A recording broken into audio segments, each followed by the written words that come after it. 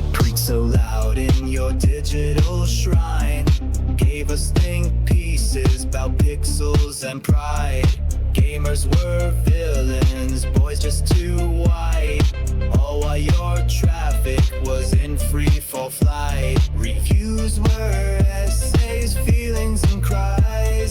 10 out of 10 for vibes, not the ride. Morals for sale, now you're out of time. Your Slack's gone dead, oh what a climb. Lefty, lefty, lady, woke, don't pay the bills, no clicks, no thrills. So much for girl power, you burn the crowd while sipping your swill. Lefty, lefty, lady, you chase clout and tweets, not gameplay feeds. So much for virtue, turns out Ren don't care about your takes on me. Well, hey, what do you know? You turn off the government funding and all of a sudden this stuff starts disappearing. It's crazy how much of a W this is. So I saw this myself. Check it out. And welcome home. There it is. The best right, meme out of all boys. of this. I don't think anybody's going to have a better meme to top this. The little teary-eyed Pepe going back to work at McDonald's, and he's just so sad about it. And there's Asmongold posting, "Welcome home. Welcome back to McDonald's." And furthermore, this is what he has to say about it. It's pretty good. Welcome right back. Good meme. Yeah, there it is.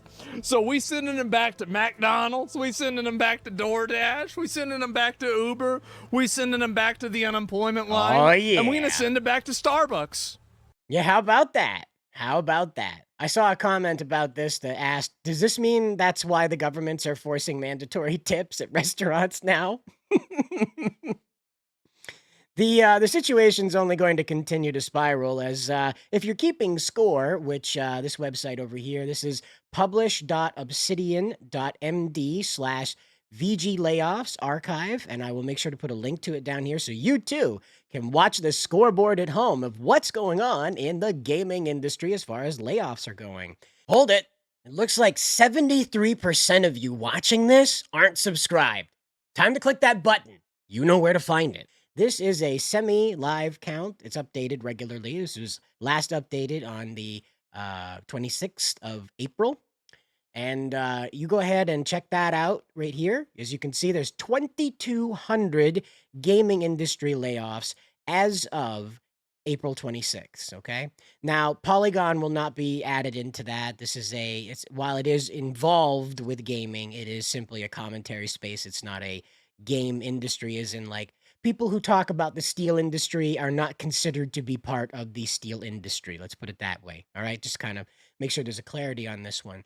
Now, if you're not aware, 2,200 this early on does seem like a lot until you jump back to just last year and take a look at the grand total, which was 14,600 game industry layoffs in 2024. Now, I put it up more toward 21,000, considering all the temporary contracts that weren't renewed because of these programs, these games being canceled. I said programs like it's a government thing. I'm sorry. It pretty much is, really, if you think about it. Trump turned off the DEI spigot, and all that stuff just withered right away, almost overnight. What do you know? But here it is right here. Back in 2024, before Trump was turning off the DEI spigot, the market was turned down so hard on the American Western side of gaming that just left and right, Western side of gaming anyway. As you can see here, just left and right, just bus loads of people, sometimes like whole building full of people just completely wiped off the employee roster. And that's how it went in 2024. And it looks like 2025 is going to be pretty darn close because as we know, this is just getting started now. Without that government funding rolling through, padding out all the uh-ohs in the marketing, uh-ohs in the development, you're going to end up with more and more layoffs in order to keep these companies afloat. Because nobody wants to ruin their company permanently over these political agendas. They want to make sure that they can survive because the mission is to keep the business alive. This DEI stuff was a neat way to make extra money that all they had to do was say a few things and behave a certain way and ban certain people and everything would be fine. I'll remind you, Polygon was the one that told us not to go see the Charlie's Angels movie because it wasn't made for people who look like you and me. You know, it wasn't made for straight white cis men, you see? It wasn't made for us. And then why? Why aren't straight white cis men going and seeing the movie? You remember that. We've got more of Polygon's bangers here, but let's get to the main event. So, as you can see here, I was scrolling through reading these things, and it is just delicious. I'm sorry. I'm one of these people that enjoys Schadenfreude. You have to forgive me. I'm one of those FAFO, if you prefer. You know, if you can tolerate the Facebookification of that phrase.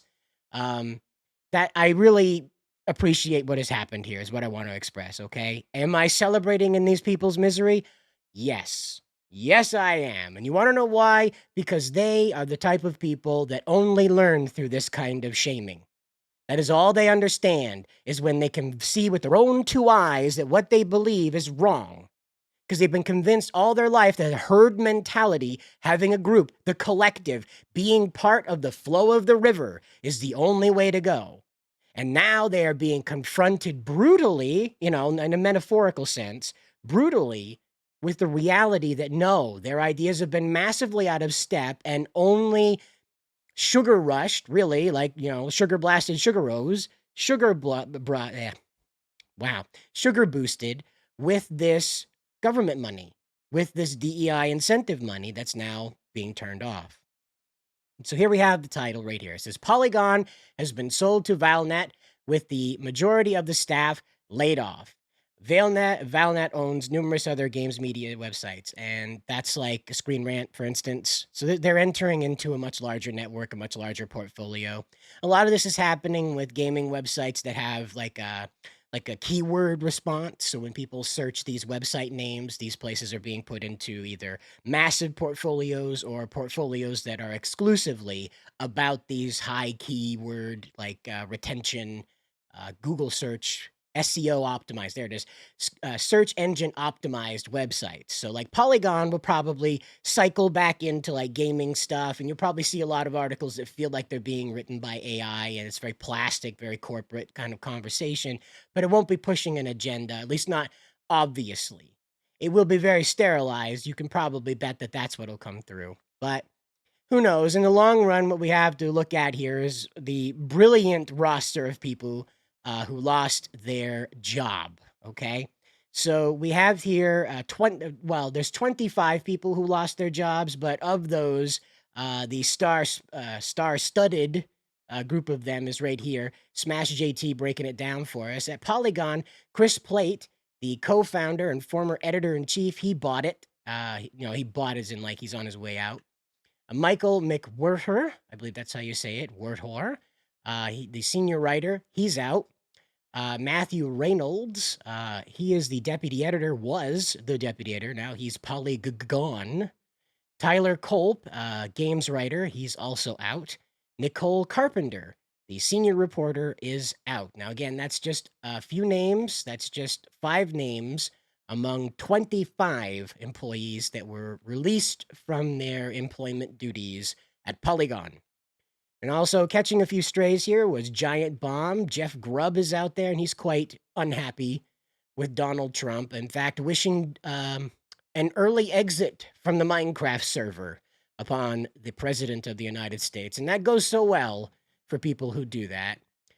Dan Reichert, the creative director at Giant Bomb, is also finding himself without duties today. So let's go take a look at what they're saying over here at the Video Games Chronicle readout here. So Chris Plaint, the senior editor over there at, was a senior editor at Polygon, he says, I am no longer with Polygon. If you're hiring, please consider the many talented writers and editors now on the market. Every one of them deserves a spot on your staff. I won't be talking more about the sale because I wasn't involved. Going to hang out with my kid, taking wins where I can. So this guy, if you don't know, he was the one who like virulently, passionately just devoted his life energy to pushing the Hogwarts Legacy game is going to unalive people. I have to be careful on YouTube. They're going to unalive people, okay? That just playing that game, just owning the game, giving the company money is going to obliterate these people. people will just break into dust like they did in that Avengers movie, guys. They'll just they'll be gone because you bought the game. It's a 1-to-1 ratio. One Hogwarts Legacy, blah, you just blast out just like that. Even though one of the bartenders in the game is trans and he's a good, okay. He's a good guy. If you get after me about that misgendering thing, I swear, okay? That's a dude. You won't tell me otherwise. So anyway, he's a good guy that you had to talk to and get information out of in order to hunt down whoever's causing the problem. So in that mission. So that's was a blatant problem with that whole thing. And Chris Plate was the one, Chris Complaint. He found his way into making that a way bigger problem than it was. If you remember, one of the VTubers was driven to quitting because the harassment about her playing it was so pungent. It just took the air out of her.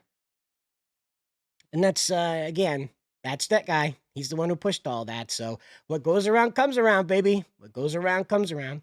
You got Michael McWhortor here, and he says, I had a great time working at Polygon. Please let me know if you have any cool job openings. Yeah, they're probably serving coffee down on the corner, man. You already know your way around a mug. Anyway, we got Nicole Carpenter saying here, again, these are the people from the list that Smash JT provided. And it says here, I'll say more later, but I no longer have a job. I'm looking for work, as are so many of my amazing colleagues. Wow. Wow. I have lots of ideas and things I'd like to write. I'm really in shock. Oh no. It came as a surprise to them. They didn't even get any warning. They just kind of got an email that says, pack your stuff up. We don't even want to smell you when you're gone. Uh-oh. Then we get down here to Petrana Radulovic. I think that's how you... Radulovic. I think that's how you say that. Could be a Radulovic, maybe? I don't know. You have to let me know down in the comments of how brutally I have treated that name. I was thinking earlier this week, man, I love my job. I'm so excited to jump into summer blockbuster season. And now I don't have my job, so smiley face. You'll note the lack of proper capitalization, the lack of proper punctuation. Gee, why do you not have a job, lady? How about that? Weird. And then Anna Diaz, the one that ran down Asmongold with such vigor, has come out and said, I am among the many folks who got laid off today. Don't have anything good or thoughtful to say, ATM. Gutted, sad, feel completely effed. F Vox Media Management forever. They did this S on May Day. Vox Media Union forever. Wow. It sucks when people just rug pull ya. Doesn't that suck? When people are just kind of lurking, waiting to cause you a bad day. Doesn't that suck, Anna Diaz? Doesn't that suck? I don't know. Maybe Pokachi, you might want to pump your brakes next time and think about the content you're putting out. Because you know what this message says? This message says that if you go crosswise of Anna Diaz being her employer, she will take the social media to cause you some trouble. See, Chris Plaint, for all his problems, Chris Complaint, for all his problems, he didn't go out and tell people to F themselves and F all this and let's unionize and make business life harder. He was just like, hey, I'm going to spend time with my kid. My life sucks. I'm going to try and, spend time with the happy parts of it. Again, licking his wounds, I guess you might say. This person, however, has decided to completely torch any bridge possible. Because again, going forward, these businesses are not going to want to cater to these agendas. So what does Anna do? She makes sure that everybody understands she is only agenda. You've heard of these ladies that say, I don't cook, I don't do windows. Well, Anna doesn't do normal conversation. She wants to talk to you about politics all the time and how you're wrong, she's right, and you have to learn. You have to be better. And that's how Anna rolls. I don't see a future for her in media unless she's making Starbucks commercials. As in, she's like, writing your name on the cup. Pete Volk here, he says, along with just about everyone else at Polygon. Oh, no, not everybody. What about the janitorial staff? They didn't do anything.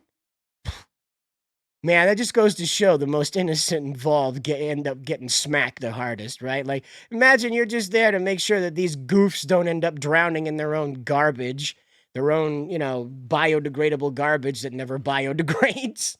Yeah, imagine being that guy and all of a sudden they're like, you're fired. Everybody here's fired. Like, what did I do? I just showed up to work to make sure that they didn't end up with a third world disease. You're fired. Then again, those guys could be the ones writing the articles now, right? Like, hey, you like Mario? Come over here. You know how to work a keyboard? Working at Polygon was a wonderful experience. It does not sound like it. It does not sound like it. And I'm proud of the work we did there. Nobody else is, Chief. Nobody else is. I will be looking for work as well as starting my own project, because he's maybe doing more than one thing at once. How about that? Walking and chewing bubblegum. It takes practice. It takes practice. It's like riding a bike, except not. Not at all like that at all. And he says, stay tuned. I probably won't. To let you know, Chief, I'm probably not going to make it, Pete. I'm just not going to be there for it. I'm so sorry. But that's going on here. Now, what I need to remind you guys of is that also we learned just a couple of days ago, we had Titanfall, the extraction shooter, has been canceled because EA has decided to downsize Respawn. Well, they downsized, EA themselves downsized quite a bit, but Respawn also bit it pretty hard in their downsizing. Once again, targeting a great many people rather, that are involved in the guts of development, not the management. So I can't expect so much happening here with the EA downsizes exactly. But Respawn is definitely going to be taking a different turn. Now, the reason why they're doing this is because development costs have gone through the roof, of course, because everything has. And so what they're trying to do here is trim down who's going to work at these companies doing these things, not for the sake of making anything good, but for the sake of creating less of a bill, less of an overhead cost to development. What I will make obvious here is that this also plagues Wizards of the Coast. Polygon themselves managed to get this out earlier this year. This is March 19th. The D&D Wizards of the Coast ended up putting off the Sigil VTT staff by 90%. They just completely wiped out that dev team. Completely gone. And then again, we got the Callisto Protocol devs just completely gone. Just absolutely wiping people off the map with this. And so, again, this is a trend that's going to continue to play out because what happened in 2020 and 2021 created this huge hiring frenzy about all this DEI funding that was coming through from the government and other businesses that were getting involved in this huge new modern audience that was completely untapped and unaddressed because of racism and prejudice and blah-de-blah-de-blah. All the ists and phobes and isms came to bear, And what do you know? That modern audience doesn't exist at all. It's just like 12% of a busload of people, maybe like 5 people out of a busload of folks that actually care about any of that. Most of them are Tumblr people that can't even afford cat food. So they're obviously not engaging with the media beyond, giving the developers a very hard time about the politics that aren't or are in the game. And this, again, is how most of these people ended up with their jobs to begin with. They ended up haranguing the people in charge about their politics. And, well, here we are with headlines like this. And Polygon, Polygon's greats here. Before they delete them, yeah, you might want to archive these things, these gold, comedy gold headlines here. It says, why the Dragon Age, the Veilguard team designed its trans-inclusive storylines. Disclosure belongs to the individual.